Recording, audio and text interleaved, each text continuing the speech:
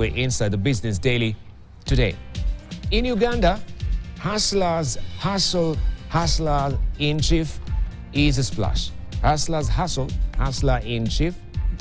All right.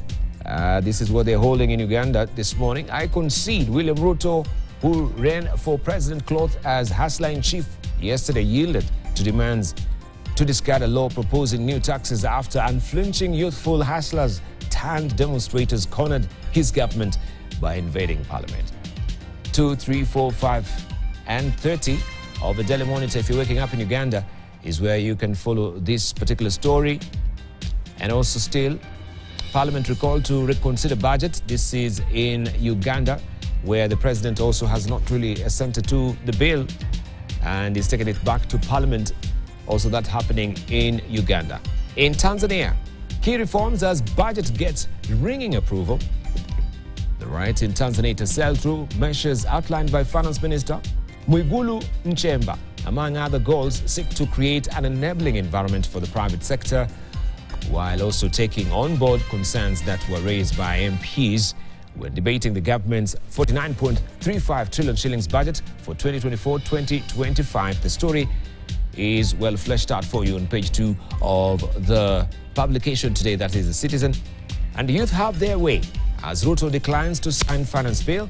This continues on page 3 of The Citizen. Government working on traders' concerns, says Nchemba. Remember also the traders there had gone to strike.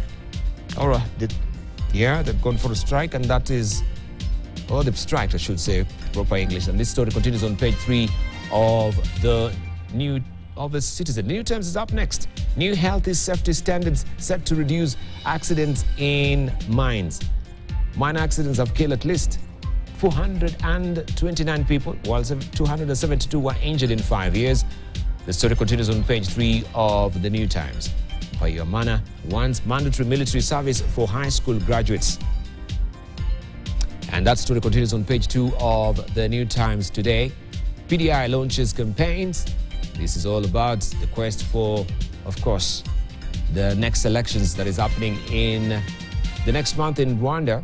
Top 9 real estate projects in the pipeline in Rwanda. That story also inside the publication. All right, just to remind you what we have on the front page of East African this week. Aloof Congo frustrates its EAC peers. Kinshasa's lackluster participation in bloc failure to remit dues leaves many wondering if it wants out. And you have a story on page 8 and 9 of the publication. Voice of the People. And of course, the Voice of the People continues apace. Today also being another day of protest, where they're saying they will be coming out, many of them out in force, 10 of the millions, to, of course, continue with the strike. Recovery plan. KQ rules out share sell is what also is inside the East African this week. The Economist, finally. Dawn of solar age. There's a special issue here, and it's all about solar energy and renewable energy. AI and war, a report card on Milei's reforms, China in the Arctic, and the champagne boom as well is on the front page of the Economist, the Time magazine. If he wins, and this is all about President Biden and the upcoming election, and the week as well, Wealth Accelerator, how Musk's $48 billion pay win is fueling supersized CEO compensation plans. And you have a story inside the publication today. Also, you can grab a copy of the Forbes magazine, right? And a special Midas list is inside. The epic battle for AI's future, fast or slow, open or closed, boom or doom, inside the duel between Silicon Valley power players that will shape the most powerful tech since the computer. Silicon Valley statesman Vinod Holsa, the world is taking their cues from what's happening here, and this is what is currently on the Forbes magazine as well. America's richest self-made women, and Fawn Weaver's 1 billion whiskey, crypto casino high rollers as well, is all inside the publication as well.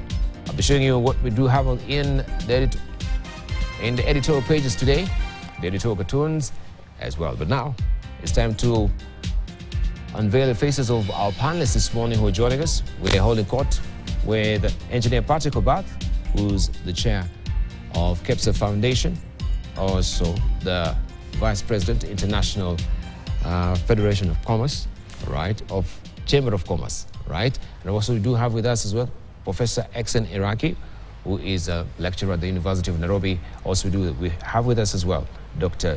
Jim McPhee, who is also a lecturer at Strathmore's Business School, that is Strathmore University, and also Bill Okero, political economist. Gentlemen, good morning. Good morning. Thank you for joining us. Really do appreciate. Maybe we can just get introductory remarks regarding today as well. It's another beautiful day, but it's bound to be besmirched by what we know, the protest, as it were, that has been planned, the young Generation Z. But we've seen so far 23 lives have been lost. Such an appalling thing that has been done by, of course, the current regime. People are raising accusatory fingers because the extrajudicial killings that have been happening that was really uncalled for. But let's start with you, Patrick Obath. Good morning. Yeah, I mean, indeed, the unfolding events over the last week or so are a salutary lesson to the country. You were discussing a couple of days ago about key moments in this country's history. And we started off with, the repealing of Section 2 of the Constitution. That was a big moment, again, due to a lot of pressure in the country. And it opened up a lot of freedoms and opportunities. And the next one was actually post-election violence in 2008, which itself then created another watershed moment again, where the Constitution was then rewritten and revised to sort of reflect the reality of Kenya at that time. I think this one is another, in my view, another moment for us to reflect as a nation, where we opened up the freedoms, we defined the freedoms in the Constitution, and now we're looking at the application of those freedoms in terms of how do we actually translate that Constitution into a nation that is well-governed.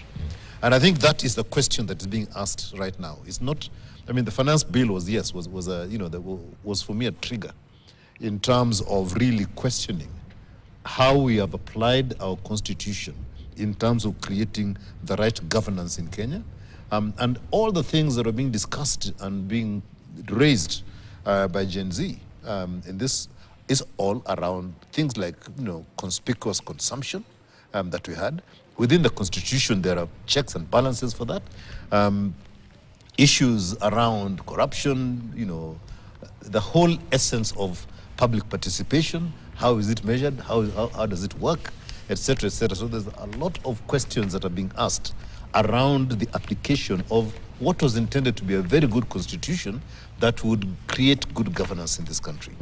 I feel that this whole essence of what is happening here, the finance bill was simply the tinder that created this big thing. And unless those are answered, we're only going to be sort of papering over something that I think we really need to address as a nation. And for the young people to come in, they probably don't have it in this, in great detail instead of understanding it.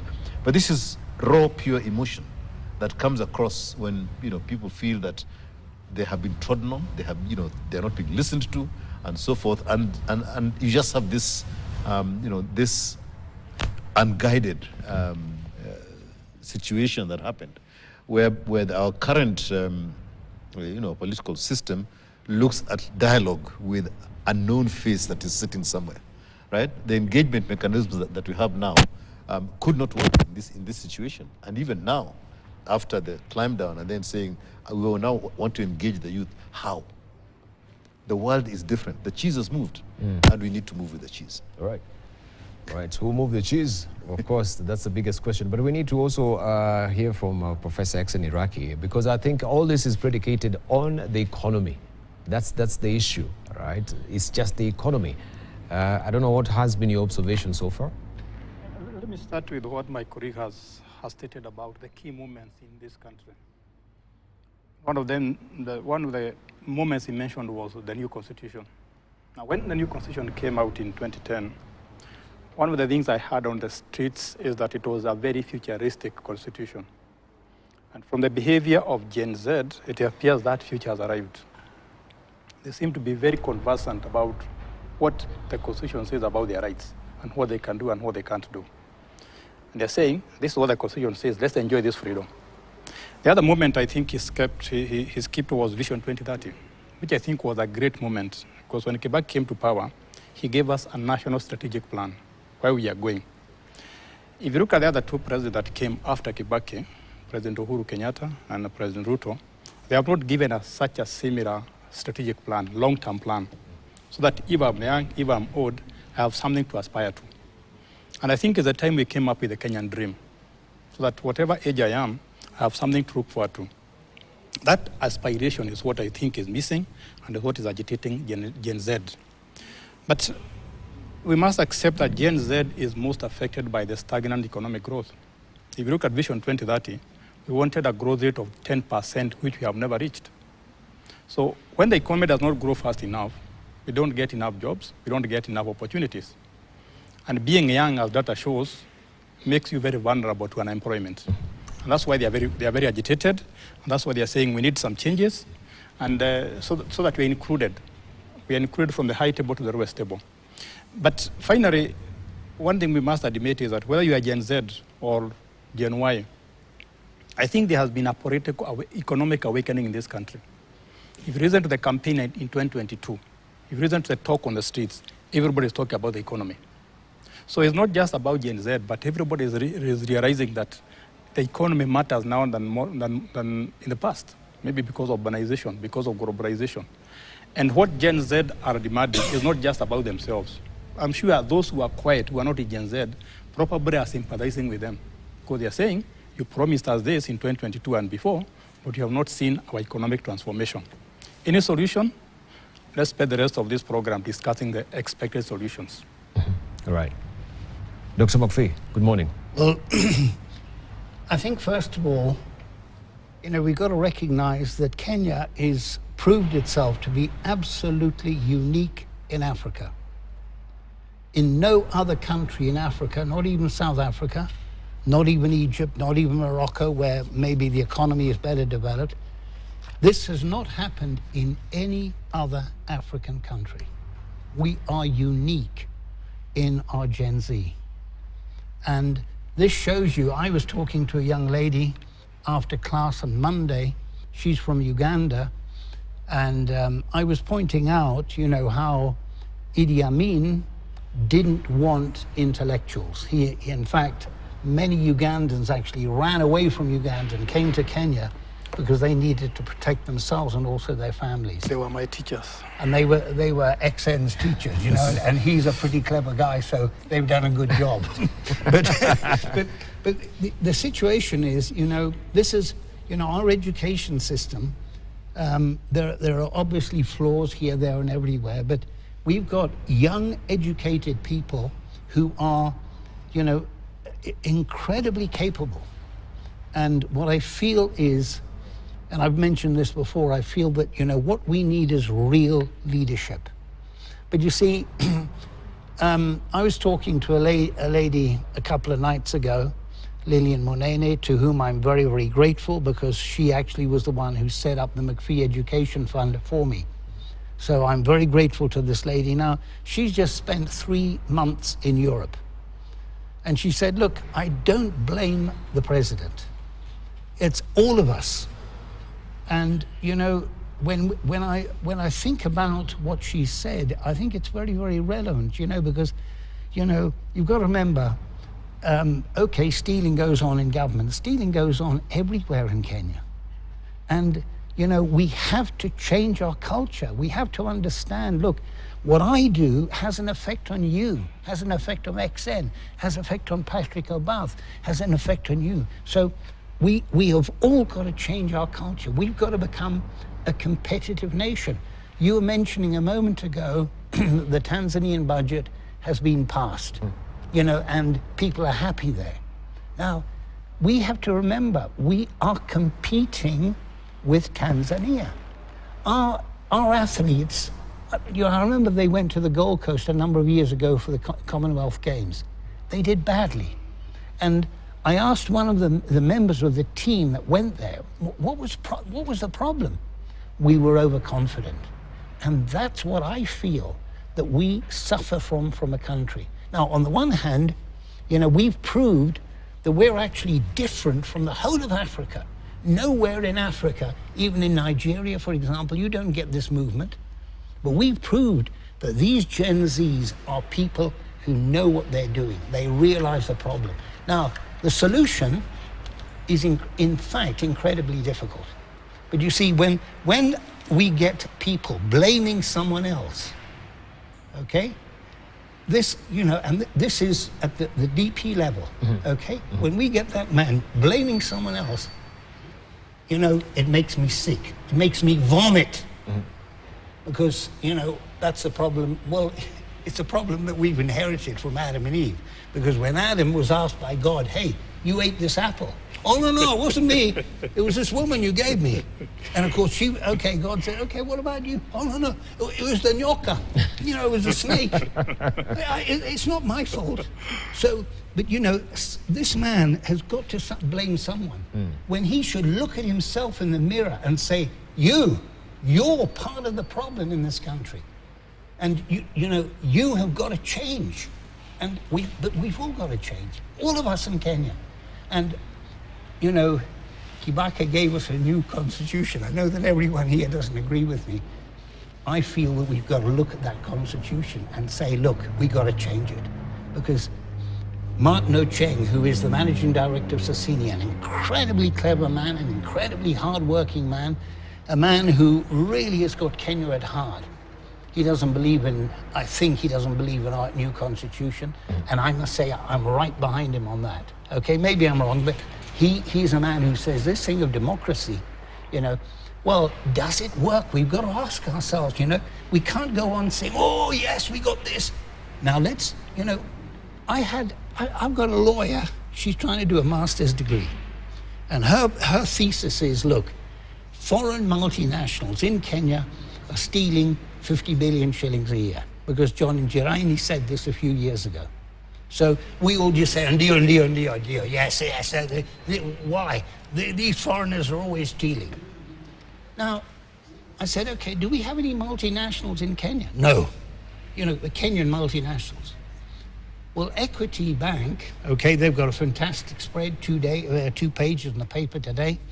It's interesting, some of the people who are voting against. But anyway, in this case here, they've got a subsidiary in Tanzania, they've got a subsidiary in Uganda, they've got a subsidiary in South Sudan, they've got a subsidiary in Rwanda, and they've got a subsidiary in the DRC. Is Equity a multinational? No. And this is a lawyer. This is a lawyer. That's why he's in school. It's a she. That's why she's in school. Well, no. This is a master's student. Teach her well. And I've also got a couple of students who work in KRA. Shallow thinking. We just accept anything. We don't, auditors today talk about root cause analysis. That's what we've got to develop in our people. Because I don't have children. I don't have to worry about, when I go in, I was asked recently, where are you going to be in 10 years' time? I'll be in Langata Road, okay? But not in Strathclyde, we can change. We can change. Opposite the entrance to the game park, I'll be in the cemetery there, okay? So, but the position is, we got to think about Gen Z. We got to, now, also, Gen Z have got to also look at themselves, okay? Because, the point is, I was having lunch once with a lady from Kenya Women's Finance Trust, and she was saying every young person that we employ is stealing. Now, the problem is, since we're all stealing, kama kawaida too, But, this is where we gotta understand, if we were an honest nation, the amount of money spent to update, renovate the DP's house would be 1/10 of what it is. And State House the same. But everywhere. Now, I know Bill O'Kello is looking at me and saying, this Wajinga here doesn't understand things. But, we have to change our... This is where I think this lady, Lillian Monene, is absolutely right. It's all of us. I've got to think about the effect that I have on you, on you, on you, on you. And so I've got to say, no, wait, I can't do that. Indeed. It is a concentric circle that affects everyone. So Exactly. we got consequences happening here and ripples effect Sorry, Bill. over there. Bill, Put you good on to the see you. Good spot morning. You know, Professor Maxwell, I don't know whether to call him Mzungu or Africa. Mwafrika mzungu. He always condemns Mzungu. And so I think I have a couple of comments on what's happened.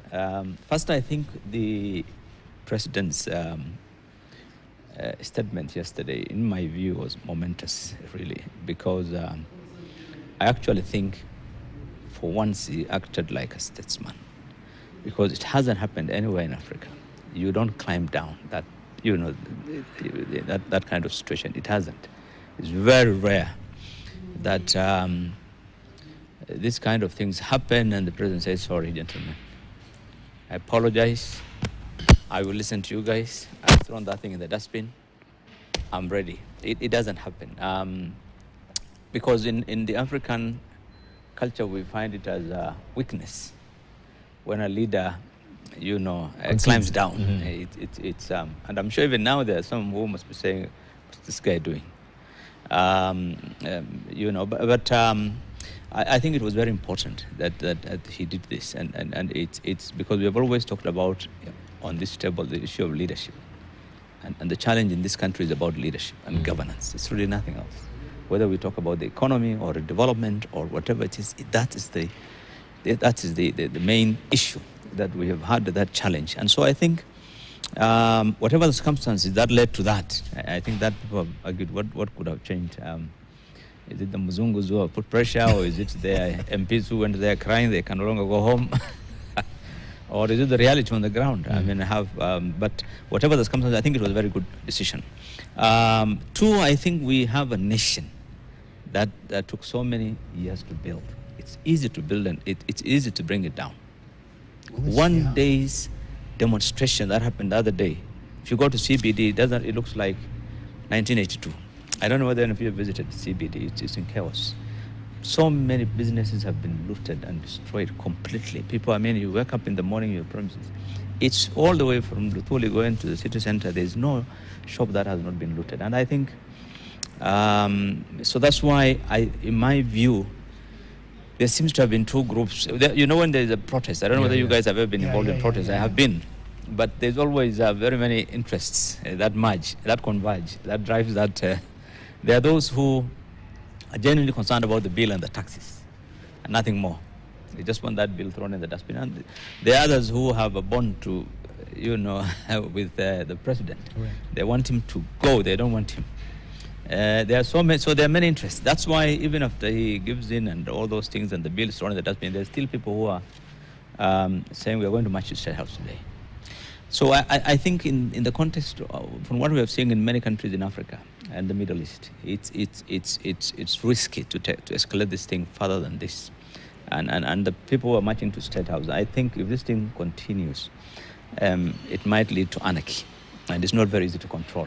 Police were not able to control crowds across the country. You've seen what happened. I mean, Parliament, where the activity was going on, was invaded, and they were not able to stop it. Forget about other parts of Nairobi; they had literally given up. That's why there was all that looting in the citizens. So I think, and it happened in many parts of Kenya. So I think it's easy for someone for me and others, you know, who are not affected probably by but if your house is attacked today, in the morning you wake up and the guys are at your door, you know, and they've looted and they're destroying your cars, you'll be crying out for security. And the security says they've been overwhelmed and there's no one to provide security. That's the end of the country. So I think there has to be a limit also on these things. It's good to say the agencies who have done a good thing, yes, we all supported them. But I think beyond this, if it goes, we have to know there are so many people who are utilizing that opportunity.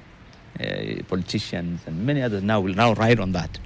And the situation might get out of hand. But I think I want to conclude by saying I think the issue of leadership governance is now in spotlight. What Kenyans are complaining about is not, I agree with Prof, is not just about the finance bill. And it's not about just the economy, it's about governance. Yes, I mean, it's time for the president to say he doesn't want to see these little fellows around him who are driving around in opulence and, really lack of humility completely. Ministers, MPs, people showing off how much they've got and how much they have looted, and arrogance. The way you tell Kenyans off, the level of arrogance is, I don't think we have seen that in any government before, where every person, the ministers and the MPs are just telling Kenyans, showing them the middle finger and telling Kenyans you can go to hell. It's we are the government. So I think it's now the time they should humble themselves. They should realize that no one in power, should take for granted that they have security. They have seen it in their constituencies, they have seen it in parliament, they have seen it everywhere. I mean, if people really rise and revolt, you can't stop them. No bullets, you can kill. How many can you kill? So I think it's time that the government, particularly the president, should crack the whip particularly on his supporters. These people who are really, the level of arrogance is just gone beyond completely. A minister should be working. A minister is on TV, a minister is telling off people, they're just politicking. They're MPs, they're ministers, the way they talk. They're chairs of committee. I think that it's good that you should tell them now, this should stop, and let us work for Kenyans with humility, and let us stop the wastage. And I think yesterday's message about the wastage is very important. What is important is for him to walk the talk on that austerity. Telling people, no, we should not be wasting money. Kenyans don't have taxes to pay. People are jobless. Yeah, just stop it. MPs, why should MPs? You build a building, 9 billion shillings. You just open, it has hundreds of conference rooms. Then you go to 5-star hotels again and spend hundreds of millions. So I think it's important that the leaders take the message. And my only appeal is that I think the youth should now really stop this protest, because beyond this is likely to get into a situation where we could lose the country. Yep. Right. Of course, talking about governance as well, we want to look what was happening yesterday, where things are falling apart in President Ruto's government after an indicting statement from his deputy, Rigathi Gachagua, is calling for the removal of National Intelligence Service boss Nuruddin Haji over what he terms misleading the president about the controversial finance bill and the resulting protests. In the hard-hitting statement, Gachagua blamed Haji for not giving the government the correct picture about the country or the countrywide demos that threatened the security of the state. The DP, who in recent weeks has appeared to read from a different script, with his boss accused the NIS boss of allegedly trying to frame him and retired President Uhuru Kenyatta for the anti-bill protest. Tobias Chanji kicks off our bulletin with that story. In his truthful man character, the Deputy President Rigathi Gachagua poured his heart out on what might have strained relationship with senior government officials. And the first casualty is Director General of National Intelligence Service, Nuruddin Haji. His crime, not advising the president correctly. And that is why the security sector was caught off guard by the intensity, the anger of the Kenyan people, the agitation of the Kenyan people, the resilience of the Kenyan people. Had Nuruddin Haji done his job, we will not be where we are today. He has no capacity. He is out of the country most of the time on business trips. The country is on its own. Gachagua noted that Haji killed the intelligence gathering in the country by transferring 3 senior officials in that department. I want to say that Nuruddin Haji must take responsibility for the deaths that occurred. He must take responsibility for the mayhem. He must take responsibility for failing President William Ruto. He must take responsibility for failing the government of the Republic of Kenya. He must take responsibility for failing the Kenyan nation by not doing his job and advising correctly. And he must do the honorable thing, not just take responsibility, but resign from that office and allow the president to pick a competent director general. He says that there has been a calculated move to isolate him because of his ways of saying the truth. Truth, he says, is not ready to abandon. Yesterday, Nurdin Haji was trying to put up a team together to craft lies and propaganda and attribute the chaos that were in the country to leaders, I included, former President Uhuru Kenyatta and others. Yet it is very clear, and the President has admitted, that these protests were caused by the anger of the people of Kenya. The second in command was also surprised on the magnitude of the recent countrywide anti-finance bill protests. He said that he, together with President William Ruto, were caught flat-footed. On this, he blamed the intelligence department. It had to take people to die, property to be destroyed, protests across the country for the president to know the truth of what the people of Kenya feel. Yet, there is an organization paid for by the public to brief the president and the government about the feeling of the Kenyan people. Officers of the National Intelligence Service, officers of the National Police Service have told me in confidence they did not get advance intelligence briefs about the magnitude of the protest in Eldoret, in Kericho, in Nairobi, in Githurai, in Embu, in Nyeri. Since independence, there has been protests around Parliament. Never have protesters invaded and gotten inside Parliament. He also took issue with the manner in which the police dealt with the protesters. The pain, the anguish, the torment. Innocent young children whose only crime was to air their views in a democratic country. Gachagua at the same time asked the Gen Z who have been spearheading the protests to call off their demos. I want to appeal to Generation Z to call off the protests for tomorrow. DP's new briefing came about 45 minutes after the president's address, where he conceded and referred back to Parliament the contentious bill. Tobias Chanji, KTN News, Mombasa County. Now, the number of protesters killed in the countrywide process remain unclear. President William Ruto said the number of protesters who actually died stands at 6, although the police reforms working group has put the figure at 23. Family members we have spoken to tell a sad story of loss that could have been avoided. Our reporter Fred Kagonyi has more.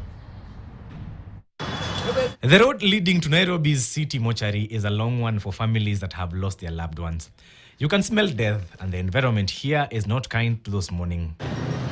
On a normal day, this facility does not experience this kind of human traffic. Still, today, the staff here have been up and down attending to grieving families who are blaming security agencies of using excessive force to tame the countrywide demos. However, Police Reforms Working Group says those killed as of yesterday are 23. Tonight, KTN News can put some faces on these numbers. 6 people yesterday lost their lives. Very unfortunately, they shouldn't have lost their lives. And I have said it is a very unfortunate situation. I wish that would not have happened. And there is a framework that will make sure that those 6 Kenyans who died yesterday will be accounted for. Bisley Kamau Koge, who turned 22 last week, according to his family and friends, was in high spirits to exercise his constitutional right. The number of people who are currently admitted in our facilities, we have 3 at Mbagathi, and we have 7 at Mama Lucy. The rest of them are in national facilities. In terms of the fatalities within our facilities, the Nairobi Funeral Home, City Mortuary, received 6 bodies in relation to the protests. And that's all we have received until now, since yesterday. At Mama Lucy, we have 6 other bodies as well. And those are all the fatalities within our facilities. None of the injured protesters succumbed to their injuries in our facilities, and actually most of them were treated and discharged. Edith Wanjiko's son Ibrahim Kamau was looking forward to further his education. In the meantime, he started a boda business that he operated from Biafra, Isili. An auntie told KTN News that he was never active in matters politics, but the high cost of living pushed him to the streets of Nairobi on Tuesday morning. His family and friends say that he was a peaceful 19-year-old, but now he is no more. A bullet snuffed the life out of him, robbing them of not just a friend and a son, but a breadwinner as well, whose dreams will remain just that. Erickson Chalo was a butcher. On the material day, he had promised his mother, Caroline Duko, that he would not hit the streets, but he decided otherwise, and little did he know that that would be the last time he would be seen alive. Kaniambia anaenda job tu. Mimi saa 4 kufika na nusu nikamsindikisha. Tunaishi Utawala. Nikamsindikisha, akachukua gari na mimi nikarudi kwa nyumba. The bereaved families now have a message to the government and the people who fired the killer shots. Ningemuuliza mbona alimpiga risasi na si hakukuwa ameiba. Alikuwa anaenda maandamano. Na mimi nadhani katiba yetu ya Kenya inaturuhusu tufanye maandamano ya amani. Bana, tunataka tu justice kwa Erickson. Kijana alikuwa mtulivu, he was innocent. Hakuwa mtu vurugu. Mimi sitaki kuongea hii na serikali ya Ruto. Mimi sina neno, Mungu tu ndio atajua. Fred Kangonye, KTN News, Nairobi. And at least 3 people are believed to have died in Tuesday's gun skirmishes in Githurai involving security teams, with scores recuperating at the Kenyatta National Hospital. Among those shot is 16. And we have 16-year-old Winfrey Wairimo, a Form 2 student who had just returned home for half-term. She was shot in the belly while helping her mother run a food kiosk. Winfrey is one of the many victims of the ongoing anti-protests in the city. And here's KTN senior reporter Francis Otomo with that story. This is Winfrey Wairimo, a 16-year-old who has just returned home for the half-term holiday. In this shanty structure, she was helping her mother run errands in her kiosk business. By 8 p.m., the gunshots had already started flying and getting louder. It was time to close business. But a few moments before this could happen, she was shot in the stomach by a shooter who could not be identified. Kama mimi mama, nimekasirika sana kusikia mtoto kama huyu amekuja kuchukua sapa kwa mama yake, na alikuwa na hazo hapa na hakuwa amewaachia sapa akitoka asubuhi. Sasa alikuwa amekujia sapa. Sasa kukuja akashutiwa. Wapi mama, kwa wapi? Wairimo kwa sawa Irene. Kwa wapi? While covering this story, her younger sister Irene Wanjiro returns from school, only to find a crowd building around her mother's kiosk. Why is everyone talking about my sister? She demands to know. Her sister was shot last night in this same location. And it's just tough to imagine what is going on in her mind right now. At the Kenyatta National Hospital where Wairimo is recuperating, we catch up with her distraught mother. She's shaken to the core. Huyo mtoto wangu ni innocent. Hakuwa anajua chenye inaendelea. Hakuwa anakaribia hapo. Hata amekuja, hata hajamaliza dakika 10. Amepatana na hiyo ajali. Back in Githurai, and tension is mounting. When hell broke loose yesterday, irate demonstrators torched a police car. The military are believed to have swung into action the moment Defense CS Aden Duale declared a national security emergency, thereby deploying KDF. Githurai is a stone throw away from the Kahawa barracks. Jeshi ilikuja kafungiwa. Ikarudi nyuma, ikaretreat, ikaenda nyuma. Bilienda nyuma, baada wakangojea usiku. Kukuja usiku, wakaanza kupiga watu marisasi. Walipiga watu marisasi vibaya sana. I even have live bullets. Zile zilikuwa zinatumika jana. Hivi. I have live bullets zenye tumekuwa tukipick as we were going round. Hadi wakaua mzee pale, mmadhe mwingine aliuliwa pale jana. Alipigwa hadi alibebwa na wasee pale, wamama walikuwa wanamfunika na maleso pale wakimbeba wakimpeleka hosi. Meanwhile, the Law Society of Kenya has sued CS Duale and Chief of Defense Forces Charles Kahariri following approval of the military to quell protests in the country on grounds that it was unconstitutional. Francis Ontomwa, KTN News, Nairobi. And meanwhile, the National Assembly has approved the deployment of Kenya Defence Forces in support of police in the ongoing countrywide protest against the Finance Bill 2024. The approval made on Wednesday with the sitting occurring without media coverage, as is the norm in the past proceedings. And as KTN's senior political affairs reporter, Daniel Karuki explains, MPs approved motion for their short recess. The scenes and images after protesters stormed Parliament Tuesday. Damages all over, including the entrance of the National Assembly and the Senate. Afternoon session. Despite these damages, members of Parliament Wednesday morning were in the chambers debating a motion to deploy Kenya Defence Forces KDF in support of the police in the ongoing countrywide protest. The motion, moved by Leader of Majority Kimani Ichung'wah, though not broadcasted live as is the norm, headed south as MPs from the two political divide exchanged blows, both physically and online. Rarieda MP Otiende Amolo took to social media saying, and I quote, "And without media, without most members, without proper debate, in a record 30 minutes, National Assembly has just made Kenya a military state, authorizing deployment of KDF without indicating where, why, or for what period, and did so retrospectively contrary to Article 241(3)(c. God bless Kenya," end of quote. The tweet suggesting the House could not have had a proper quorum as required by standing orders. There was no proper communication to members of Parliament because we were told that we were supposed to go on a recess for 2 weeks. Then we hear just from our fellow members of Parliament, no proper communication. These are matters that if they are taken to a constitutional court for a judicial review, because this a quasi body that wants to pass a law and procedurally cannot be allowed. After transacting the business, the House went on a short recess and they are now set to resume regular sittings on Tuesday, 23rd July. But even as they recess, questions have emerged on the repairs at Parliament buildings following damages caused by protesters. Various areas will need repairs, among them the canteen section, new equipments for production and transmission of the sittings and proceedings of both houses. The question being, who will cater for the repairs? Daniel Kariuki, KTN News, Nairobi.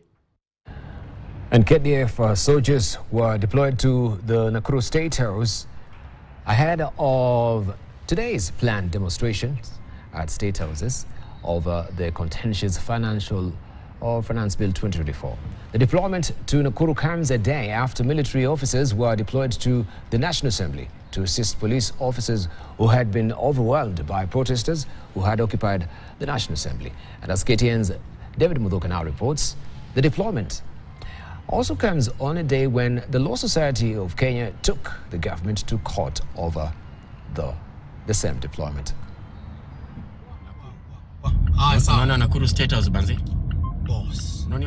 This 56-second clip taken on phone at the Nakuru State House on Wednesday morning shows tens of soldiers from the Kenya Defence Forces and not the usual Reke officers guarding the Nakuru State House. Each soldier with a rifle at their hand and ready to deal with any security situation that may arise.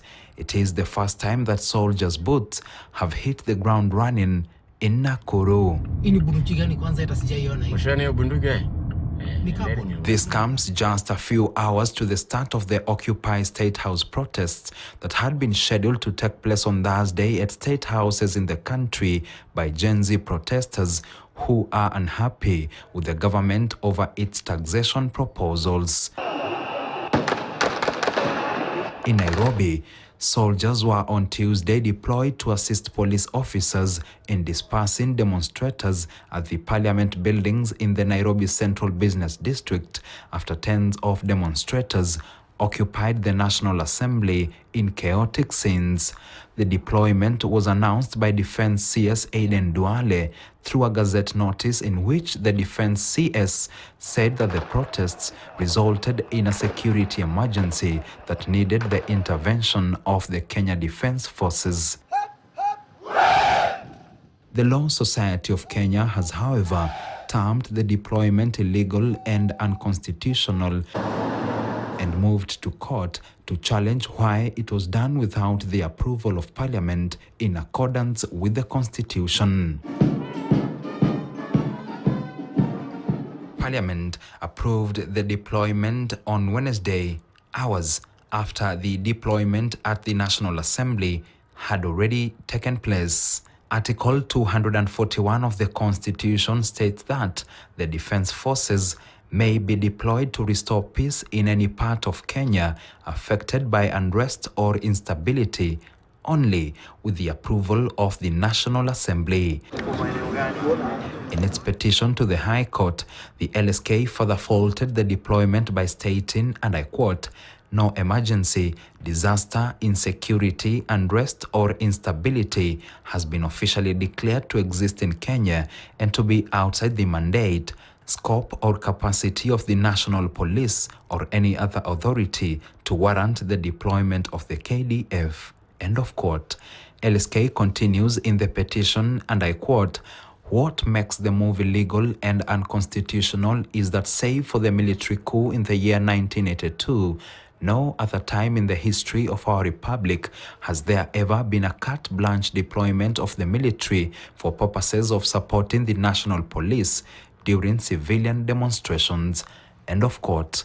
Judge Lawrence Mugambi has ordered that the case be heard on Tuesday with parties such as Defense CS Aden Duale and KDF Chief Charles Muriuka Hariri set to appear virtually. David Muthoka, KTN News. Now, the police have come under heavy criticism over the manner in which they handled protesters during the anti-bill street demonstrations. The Azimio la Umoja coalition, as well as the clergy, condemned the police for using excessive force to break the protest. Husna Mohammed has more. The countrywide demos by Gen Z has claimed several lives, with rights activists putting it at over 23, while President Ruto putting it at 6. Various leaders have come out to strongly condemn the killings perpetrated by the police during the demos. Wakifuatilia haki zao za kikatiba ambazo zimewekwa wazi kabisa bila silaha yoyote, tumewaona wamekufa. Was devoid of any regret or empathy for the loss of lives and for the hundreds injured during the peaceful process. In his address, he has owned the orgy of violence unleashed on the demonstrators yesterday and must bear the greatest responsibility. Not left behind were the clergy, who accused the police of using excessive force. The executive, led by the President William Ruto, must understand that the grievances raised do not start with the youth, who are our children. Sisi kama kanisa hatujafurahia mauaji ambayo tuliona jana, na tunaomba polisi wakome kufanya mambo kama hayo. Wafadhali wawapatie ulinzi wakati wanaandamana, kwa sababu kuandamana ni haki ya kila mwananchi wa Kenya. The Law Society of Kenya has also come out to condemn the police for their shootings as well as abductions. Mr. President, these young people have only held 3 protests and the country is at the brink of collapse.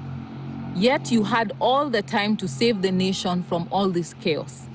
This is no longer about Gen Zs, millennials, or just the youth. The great people of Kenya have been moved to defend themselves against an overzealous and oppressive regime.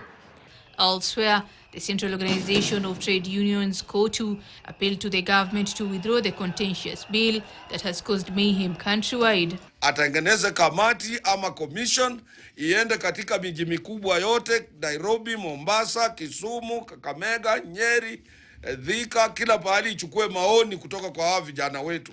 The reactions also came from the spokesperson of the Secretary General of the United Nations, Stephen Dujarric. We're obviously looking at what is going on in Nairobi and in Kenya, where Secretary General is obviously deeply concerned over the reported violence that we've seen connected with these protests and these street demonstrations. He's very much saddened by the reports of deaths and injuries, including journalists and medical personnel. We're also very concerned about reported cases of targeted arbitrary detentions. Husna Mohammed, KTN News, Nairobi.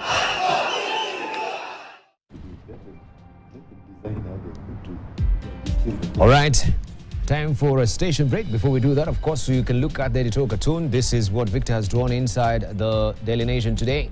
Kenya police welcome to the barbecue. All right, and that is, of course, the deployment of police to Haiti. And you can see the road to a barbecue. Also, the red carpet is there with licking flames on it as well. That is how it looks. And this is also, Tony, in the Star today. Of course, I will not sign the Finance Bill 2024. It will be fully withdrawn.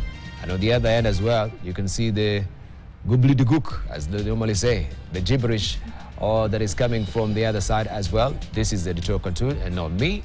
That is the Star today. And also looking at Stano, killing our children is killing our future. A very telling editorial cartoon as well with